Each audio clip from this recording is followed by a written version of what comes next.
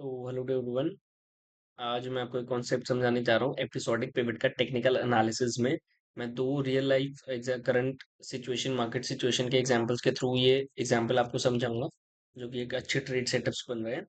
Episodic pivot usually वो setup होता है जो न्यूज बेस्ड इवेंट से ट्रिगर होता है, तो हम उसका फायदा उठाते हैं क्योंकि ये चॉपी मार्केट्स में भी अच्छा परफॉर्म करता है, ऐसा माना जाता है। एंड इसके सेटअप्स भी यूजुअली स्ट्रांग होते हैं, ट्रेंड कंटिन्यूशन सेटअप्स होते हैं। जैसे अगर अप ट्रेंड में स्टॉक चल रहा है तो हम उसके बेसिस पे ट्रेड लेते हैं। ये देखिए, सबसे पहले मैं आपको एक एग्जांपल के थ्रू इसकी कंडीशन समझाता हूँ। फर्स्ट कंडीशन एपिसोडिक पिवट की सबसे मेन कंडीशन जो होनी चाहिए वो होनी चाहिए गैप अप होना चाहिए स्टॉक में, जो कि न्यूज बेस्ड गैप अप होना चाहिए। अब जैसे आप इधर देखेंगे साकार हेल्थ केयर, ये स्टॉक का नाम मैंने लिखा है। इसके एग्जाम्पल में 15 मई 2026 को ये बुलिश कैंडल बनी थी, जिसमें कि एक रेंज ब्रेकआउट भी मिला था हमें। तो 15 मई 2026 के बाद 16 मई 2026 को एक गैप अप हुआ।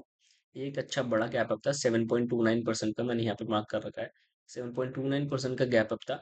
अब ये गैप अप जो है, इसकी कंडीशन ही होनी चाहिए, ये किसी न्यूज की वजह से गैप अप होना चाहिए, रैंडम गैप अप नहीं होना चाहिए, तभी हम इसे कंसिडर करेंगे।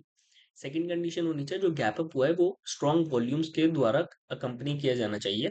वो कोई मिनिमम वॉल्यूम्स नहीं होनी चाहिए, कम वॉल्यूम्स नहीं होनी चाहिए, डेड वॉल्यूम्स नहीं होनी चाहिए। तो अगर आप इस दिन की वॉल्यूम्स देखोगे तो काफी अच्छी 1.35 मिलियन की वॉल्यूम्स थी। यहाँ मैंने एरो मार्क किया हुआ है। अच्छी वॉल्यूम्स के थ्रू ये गैप अप आया था।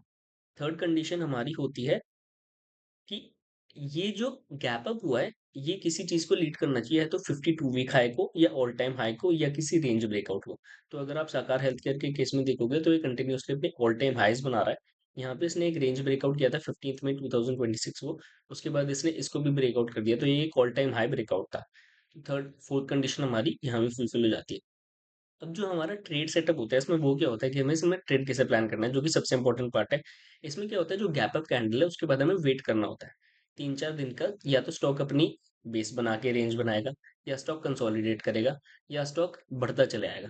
तो बढ़ते चले जाने वाले केस में हमें ट्रेड यूजुअली प्लान नहीं करना होता है, क्योंकि उसमें रिस्की ट्रेड हो जाता है, पैराबोलिक मूव कहते हैं उसे हम। तो हम हमें या तो कंसोलिडेशन का वेट करना होता है, या फिर एक रेंज बनाने का वेट करना होता है। तो जैसे इस एग्जाम्पल में अगर आप देखेंगे तो स्टॉक कंसोलिडेट कर रहा था, तो उसमें क्या होता है, कंसोलिडेशन का जो हाई होता है, जब वो टेकन आउट होता है तब हमें ट्रेड प्लान करना होता है। जैसे हम इसमें हाई देखा, 795.20 का हाई था स्टॉक ने। 16 में 18 में को भी यहाँ से रेजिस्टेंस ली, 19 में को भी यहाँ से रेजिस्टेंस ली, फिर फाइनली ये टेकन आउट हुई। तो अब हमारा ये ट्रेड एक्टिवेट हो जाता है। तो अगर हम इसमें चेक करें, तो अगर हम क्लोजिंग बेसिस पे एंट्री लेते हैं तो भी हमारा 809 पे एंट्री बनती है। उसके बाद हम 6% तक का यहाँ पे कैंडलों का स्टॉप लॉस ले सकते हैं। स्टॉप लॉस आपका सब्जेक्टिव हो सकता है, वो आप अपनी प्रेफरेंस के अकॉर्डिंग ले सकते हैं। तो ये एक अच्छा ट्रेड सेटअप होता है एपिसोडिक पिवट का। ये कॉन्सेप्ट मैंने भी अभी रिसेंटली ट्रेड लेने स्टार्ट करें। इसके ट्रेड्स यूजुअली स्ट्रांग होते हैं कंपेयर टू मार्केट कंडीशंस, अगर मार्केट कंडीशंस ड्रॉप भी है। एक और एग्जांपल मैं आपको इसके थ्रू समझाता हूँ, शैडो फैक्स। इसमें भी एक अच्छा एपिसोडिक पिवट का सेटअप बन रहा है। देखेंगे हमारी सारी कंडीशंस फुलफिल हो रही है। एक गैप अप है, 7.35% का strong gap up, strong volumes है, एक ऑल टाइम हाई का ब्रेकआउट हो रहा है। अगर आप देखोगे रिसेंटली लिस्टेड आईपीओ है, और ये ऑल टाइम हाईज बना रहा है अपना। ये कंडीशन भी फुलफिल हुई।